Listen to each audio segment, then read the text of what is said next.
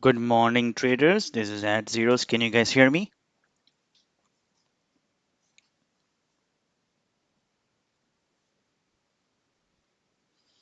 Good morning, traders. This is at Zeros. Can you guys hear me?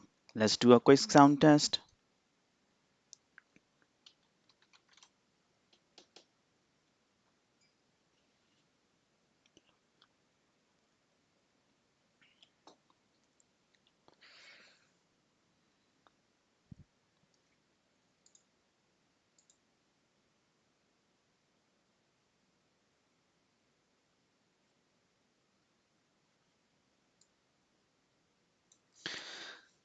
Good morning, Caroline. Welcome to the channel. Hi, Bridget. Awesome. All right. So let's quickly check SPY. And if you look at the SPY, uh, as we know, that's clearly uptrending and trying to break out. Today, the 5 years and 10 years Treasury yields are up. So when they're up, Nasdaq are usually weak, and but 30 years is negative, so it's a mix of the sentiments right now. And if we see here, very small range consolidation making a bull flag over the highs. Now, if you look at the Nasdaq, not different, similar formation. Holding 9 and 20 EMAs very easily. Look at it. Every time it drops, it pull back. So still the bullish sentiments and no reason for market to get any volatility in the SPY. Right now, it is a constant. It's just slowly moving up. So we need to focus on the stocks which are have their own life. Not dependent on the SPY movement. They are not the market stocks. So now, if you look at uh, Umia, this is the first gap down stock we see. It is almost, let me just bring it here so you guys can see as well. It is 226,000 volume and the 3.7% down right now.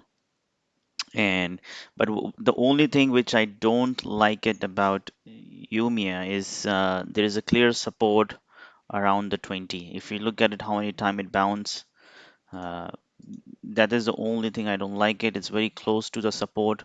So we need to find the spot where we can short. Definitely, I'm not interested in shorting under this area because there is no much room for us to get the profit. It might gonna squeeze us. So people might gonna jump in back and buy that. So unless it loses or it moves up and give us a chance as to go short. So for me, the 2170 is could be an important level. 2140 could be a level, and then 21 is also an important level, which is a pre-market low as well. So we need to find a spot where we can trade, it move back up and then we can short the stock if we have a short interest on it, right? I'm not interested on shorting close to $20 area. So next one we have on the gapping up stocks, which is FSR. FSR has just started moving in right now. I was watching it pre-market. Look at the daily first. If you look at it, it was 32 once, came to $9, moved to $20, came back to 14. Now it's moving up, and it is the middle of the range between the 21 and the 14, which is around $17. We have clear resistance around 80.56, and then we have a resistance over $19. And if you look at the 5 minute chart, we can clearly see yesterday after hours it moved up, consolidated around the 1722, and then now it just moved back up. So clearly we have a support and we also have a resistance which was around 1750. So we need to see now that how far it can go in the pre-market so we can find the right opportunity for us to go long. Look interesting, nice volume, over 1 million shares. Our Wolf is also 100%. So looks very interesting for us to for play gap and go. For any pullback, we can bond back. For so far looks really good, but $17 is a support, so we'll see what happens here. Next one is the plug. As we discussed in the yesterday, we couldn't take the advantage yesterday, but as I spoke yesterday, that I was expecting plug to do exactly what it happened in the ZI. If you remember ZI, I even gave the example. So it came down and the next day it pulled back up. That was the example I shared, this pattern, and exactly the plug has followed that. So we are now looking for exactly the same pattern as the ZI, a little bit pullback and then one more continuation. So now if you look at the plug again, uh, it came down and immediately moved back up. So now what we would be looking for is a nice pullback so we can get back long way. So this is a pattern we have talked in the pre-market session yesterday, and it exactly worked like that. But I couldn't trade that. We were looking something else, and then when we noticed, it's already bounced back. Morning, Ephraim. Morning, Andre. Guys, really gonna appreciate if you give the thumbs up. Uh, so yeah, so let's mark the levels for the plug. Uh, Plug. If you look at it yesterday, nice consolidation around the 2875 area, which is a high of this morning and also the high, sorry, yesterday, and also the after hours, and then it formed the support around that. So 28 could be an important level, 29, sorry, which is 2880 or 29, which we need this plug to hold if we want it to go long. Next support is around just after 10 cents, which is this area, which would be 929, and 2090 could be an important one. And then the resistance we can see right now is 2940, but we need to see that how far it can go. If we go a little further away to find an upside resistance, we have resistance around 2950, and then we have $30. So we have those resistance there as well. Uh, Another one is the Moderna. Moderna is becoming a parabolic right now. It's just keep moving up and up and up, and right now, if you see it another move, another 4 2 3% came down, moved back, make the new high on the 499, and then came back down. Rather, it's gonna go continue downward or move back up and cross the 500. No idea on that. Very volatile. So need to be very carefully trade if you want to trade this stock.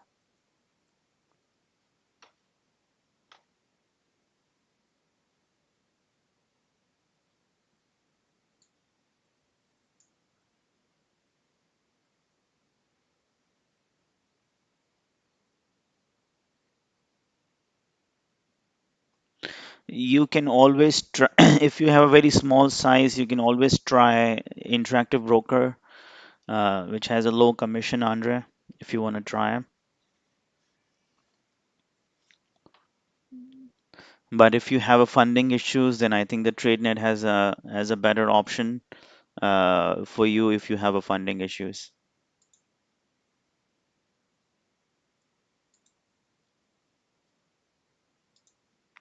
All right, so this is what we have, but there are some other stocks which are moving very nicely, and we might get something out of it. Is first one is DIDI, is a Chinese Uber. If you look at the daily, it's holding, making a nice formation, nice support around, is trying to cross 972. I'm watching to see that if it can cross $10, it could be a very, very nice long trade here because a lot of interest going to come back in. Uh, Last 3 days, if you look at the picture of a 5 minutes, the high of is 1077, and then it just came back down and touched the 925. So right now holding 925, move back up within the range right now, but $10 could be an important milestone for the stock, and if we get it, it's going to be very interesting. Look at the FSLY. I swing that stock on the day it gapped down. I closed yesterday. Is the three continuous day. I think it might gonna pull back a bit today. Yesterday it just uptrending without any pullback, so we can watch. and definitely we can add to our pullback on this. So 43.52 is an important support, and then we know that the $45 is kind of a 44.80, and 45 is an important resistance at this point. So we need to watch this and see if it can get the pullback. And right now we have right now it is 44.24 $44. So it is around that in the pivot, close to red and green. But let's see what it does. If it can pull back for us, we can definitely try to get back in on this stock. Other stock which I like it about is the QCOM. If you remember QCOM has a very beautiful earning and then consolidated sideways, now holding the support. I think that it might gonna move back up. So watch for the 148 area. If it climb back over 148, we might gonna get some kind of a ride here. So I'm gonna mark the QCOM as well for our uh, move up.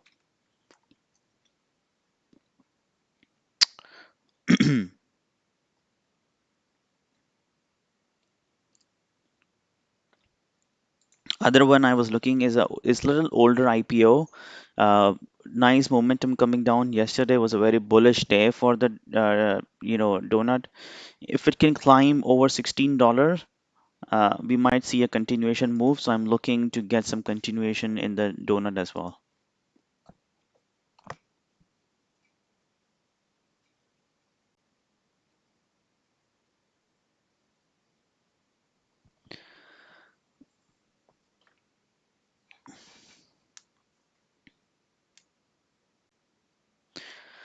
All right. So do you guys have any stock for me to watch? AMC is also running right now. Okay, AMC is also running. So keep an eye. AMC. Those who can trade AMC can be a good stock to watch as well. Any other stock you guys want me to look at it? Any other questions you have?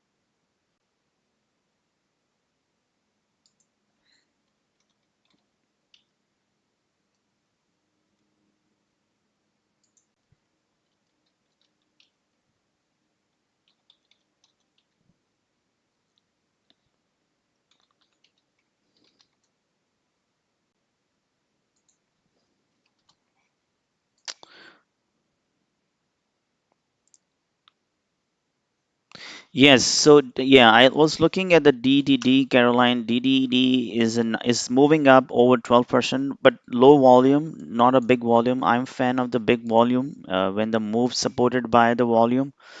It's 12% up, a very nice move. If you look at the daily, you can clearly see it is breaking out, and there is a level around 33. I'm gonna watch this too. Thank you for reminding me. If you look at it after hours, it moved, consolidated, tried to move up in the pre-market, came down back. So right now there is no volume for the stock to move up. So right now it is consolidating, so we don't know yet the direction what DDD gonna take, but it looks very strong uh, with the low volume. But if it's breakout over 33, then the next resistance is on 35, and then you can see here 39. So there is a big room available for the stock to move up. Uh, but definitely we can mark as support around 3150, 3126, 3079. These are the supports. Let's see what it does. Does it hold or not? And clearly I see resistance around 32. So even if you look at the 2 minutes, you will see here not a clear volume, no clear volume at this point. So we don't know whether it's gonna keep this gain or it's gonna lose it. Let's look at the APPS. I didn't see that yet. So APPS. Okay, APPS is basically a 6% up. Again, is a low volume up. E- Usually, I like gappers with the volume. Without the volume, you don't. There's no force around that, so we don't know whether it's going to keep that or no. Uh, we need a market participants' interest around that. So if you look at the daily again, it's clearly breaking out, and the next resistance is on $70. So clear, close to the whole number. 70 is a big number. Um, right now, what we see here, after 4 p.m. came down, moved back up, consolidated. After hours gapped up, no volume came in. 8 o'clock candle, then again consolidation. So 68.20 clear resistance and clear support around 67.30. Okay, let's check it. This one, ELYM is an IPO, recent IPO. ELYM. I don't know why it doesn't show me here. Or is EYLM?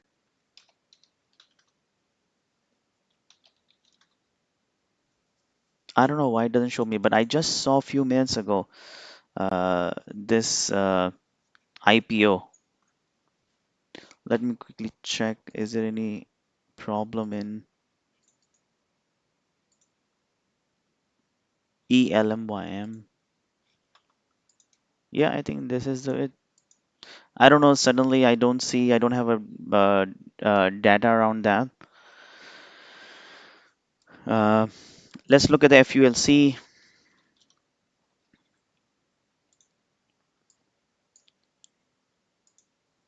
Wow. So see, look at this. This is the low stock. Definitely going to be a short float. Let's see what is the float on this.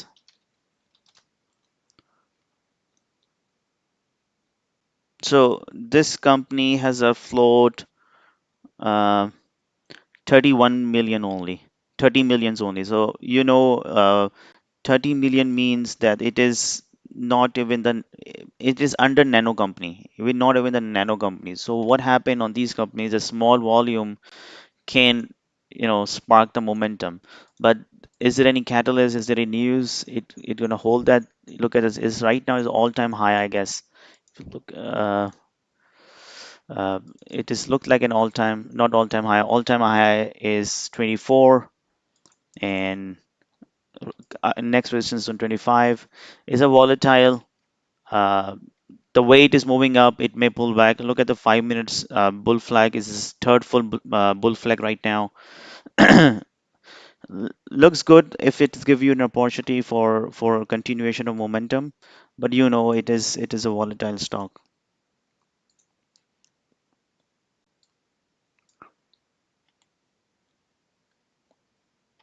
Let's look at the ORMP.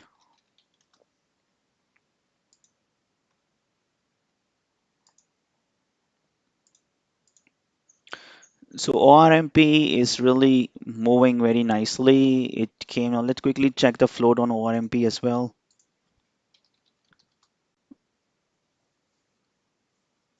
This is also a nano company, 30 million shares only. This is a second day continuation move for ORMP.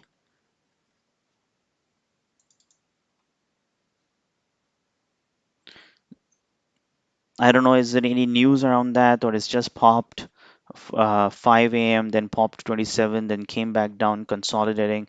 So it's much less volatile, seems to me, than the FULC. Right now, it is clearly have a support around 24 and then the 23. If you can find some kind of an opportunity around that area, you can ride a little bit of momentum on the upside. I don't think so. It's usually rare to break out and make another few dollars. It can, but sometimes it's just doesn't, right? It's just fade. So hard to predict this kind of a moves. Let's look at Andres, a real, uh, no volume, gapping down under $15. So next support is around the 1336. So keep an eye. AXSM. AXM is the yesterday it was gap down. I was thinking it's gonna hold the support and gonna move back. This is the second day. Is always difficult to trade the second day. So gap down, then coming down, and then continuation of another candle. It seems little too far. It's too extended. Uh, and this is, I think, the low of the day of this low, all-time low. So it's hard for going, you know, continuation of trend on the stock, which is on the low of the all-time low. I think blue is exactly like that. Uh, Came down 1798 and then a continuation move is a little harder to predict that. ZEV, I think this is another is this must be another short float. Let me quickly check that.